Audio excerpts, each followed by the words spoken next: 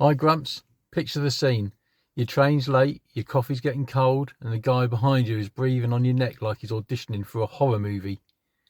If that made you twitch with anger, then you're among friends. Today, I'm counting down 10 crazy things that people do in public that make us question the whole civilization thing. Some of them seem so mad you won't believe they're true, but they are. So let's just start ranting. Starting at number 10, eating raw chicken on a public transport. So you're on a bus in London, right? Packed to the rafters, everyone's squashed in, breathing recycled air, trying desperately not to make eye contact with each other. And then this bloke, he pulls out a pack of raw chicken drumsticks, all pink and glistening, and starts chomping down on them like he's eating a toffee apple. Calm, casual, no seasoning, no sauce, no shame. Just raw chicken. And what does everyone else do? Well, here, because we're British, we'd rather die quietly of salmonella fumes than confront someone. So the bloke could have pulled out a severed head and we'd all just politely look away, pretending to be studying the bus timetable or something stupid like that. I can't even open a packet of crisps on the bus without feeling judged, like I'm somehow disrupting the ecosystem. But raw chicken? No, that's apparently fine. What the hell was he thinking? Bloody hell. Number 9. Arguing with airport security. There's always one genius out there who thinks they'll outwit the international aviation law. Usually clutching a litre of shampoo or something like that, but worse still, maybe even a jar of Marmite. So, true story, someone tried to argue their way onto a plane with Marmite, claiming it was essential for their health. They were refused as it was classed as a liquid and over the allowed 100 mils. So what medical condition requires 400 grams of yeast extract? These people stand there like they're exposing corruption at the House of Lords. This is ridiculous. No, mate. Ridiculous is thinking you'll outlogic a rule that's been enforced since 2006. I saw a bloke argue about his bottle of Lucozade for 20 minutes. 20 minutes? The entire queue was stuck behind him, missing flights, while he's shouting, "It's just orange juice." Yes, mate, and on a plane, it's a potential explosive. No one has ever won this argument. Not once. Airport security has the patience of a saint. If it were me, I'd let him just board the plane with his Marmite and just lock him in the toilet until we land. Number 8. Flash mobs. Remember when they were trendy? In fact, were they ever trendy? Worst invention since Crocs, if you ask me, because it involves lots of people mainly. You're in a shopping centre just trying to buy some socks and suddenly 40 people leap out dancing to Uptown Funk like they've reinvented art. Everyone else claps politely because they're, what else can they do? You can't boo. Imagine booing a flash mob. You'd probably get lynched for being a spoilsport, but what the hell are they all about? They always look so smug, don't they? And there's always one bloke in a high-vis who clearly didn't learn the moves properly, but he's committed. He's flailing his arms about like a man swatting bees, but you feel embarrassed for him, but you still want to boo, so. And then as quickly as it started, it ends. The crowd claps out of pity and everyone goes back to shopping, traumatised. Congratulations, you've just delayed me buying my socks for 5 minutes. Ridiculous, what a waste of time. Number 7, proposals in a chicken restaurant. This happens. Now I get it. Not everyone can afford Paris, understand that. But a chicken restaurant, really? A bloke actually got down on one knee once, right next to the bins, under that fluorescent light that electrocutes stray flies. And she said yes, which proves that either love conquers all or romance really is dead. Imagine telling your grandkids, "How did Grandad propose?" Well, he dropped to one knee right between the bottomless drinks machine and the waiter mopping vomit near the toilets. Shakespeare would be rolling in his grave. And the ring? Did he keep it in his pocket?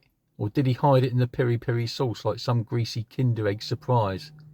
He must be a real keeper. Number 6, and a real favourite hate of mine, clipping toenails on trains. This is the 8th circle of hell. You're on a train, minding your own business, reading your book or looking at social media on your phone, and then click, click, ping. Yep, a toenail flies across the carriage. Why do they always ping? It's like shrapnel, isn't it? Someone's eye's going to get taken out one day, honestly. And the smugness. They sit there, clippers in hand, like they're multitasking gods. Look at me saving time. No, you dirty git. You're not saving time at all. You're exfoliating your athlete's foot directly into the ventilation system. Honestly, I'd rather someone lit a cigar in the carriage. At least the cigar smoke doesn't embed itself in my sandwich. But no, now I'm sitting in a snow globe of foot dust. Absolutely disgusting. Number 5, gym workouts in parks. We've all seen them. The bloke dragging a full tractor tyre into the middle of the park and flipping it over and over and over while everyone else is just trying to enjoy a picnic or a gentle walk. He looks like he's a quick fit fitter who's lost his van while just thinking, am I doing a fitness session or having a nervous breakdown? And they always make sure they do it in the busiest spot possible, don't they? Loads of space in the corner. Nah, they set up camp right next to the swings, terrifying the children with kettlebells. My favourite are the resistant band warriors, tying giant elastic bands to trees, huffing and puffing while the tree looks like it's about to sue for harassment. Those trees didn't grow for 200 years just to become gym equipment for Barry's Instagram story. And the noises, the grunts, the primal screams, they want you to look, don't they? They're desperate for you to look at them. But you can't, because the second you make eye contact, you've indulged them with their own self-importance.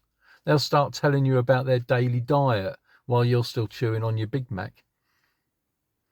Number 4, speakerphone calls in public. Why is it always the dullest people who insist on using speakerphones in public? If it was something juicy, that'd be fine. I'll listen. But it's never juicy, is it? It's always, yeah, Sharon, I went to Tesco's. No, the ham wasn't on offer. No, the other ham. Suddenly everyone around them's trapped in Sharon's ham-based saga. And you can't escape it. You can put your own headphones on, crank up the volume, but somehow Sharon's ham dilemma cuts straight through.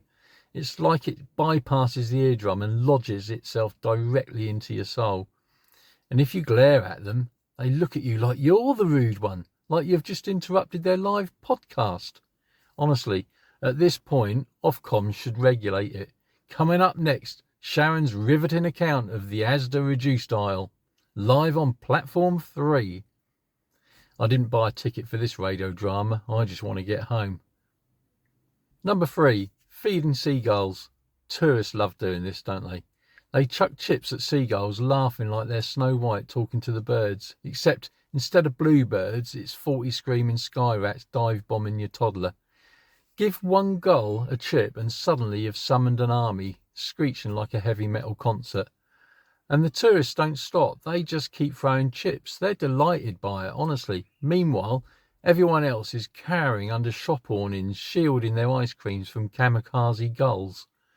You know they're vicious, right? Seagulls don't just want chips. They'll take your lunch, your wallet, your toddler. They'll rip a sandwich straight from your mouth while looking you dead in the eye. And the tourists film it. Oh, look, Harold, they're hungry. No, Harold, they're violent. Feeding seagulls isn't wholesome. It's the avian version of starting a bar fight. Number 2, sleeping on IKEA beds. IKEA on a Saturday is already hell. A labyrinth designed by Satan himself, full of couples arguing over a bookshelf called Bjork. And then, in the middle of it all, there's always someone having a full-on nap in the display bedroom.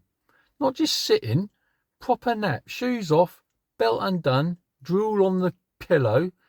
And the staff, well, they just let it happen. Imagine working for minimum wage and your job involves waking up sweaty dads from a pretend bed.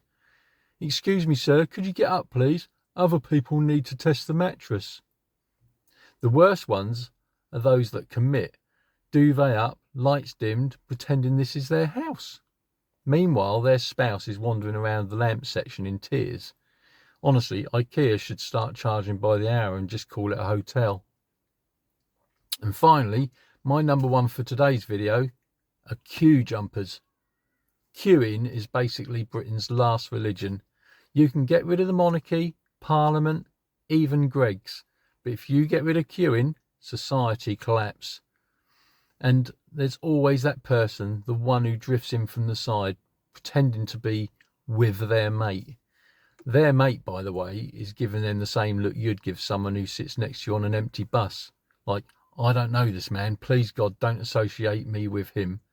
And what do? Again, we're British, we stew in silence. If this was Italy, the bloke would be held into the nearest fountain. In Britain, we just cough aggressively, glare at the back of their head and spend the next 30 minutes in therapy muttering, unbelievable, the audacity of him. And the irony is, again, they all look so smug, like they've just discovered a life hack. Mate, you haven't outsmarted the system. You've just stolen 2 minutes of my time and made everyone hate you. You're not clever, you're just a rude git. Well, that's my 10 up for today. Let me know in the comments what people do in public that annoys you, because this isn't a top 10, you know. Now, I've got loads more of these, loads. This was just a list to get me started, so why not take a look at this video coming up for another 10 really annoying, frustrating things people do in public. Cheers, Grumps. See you next time.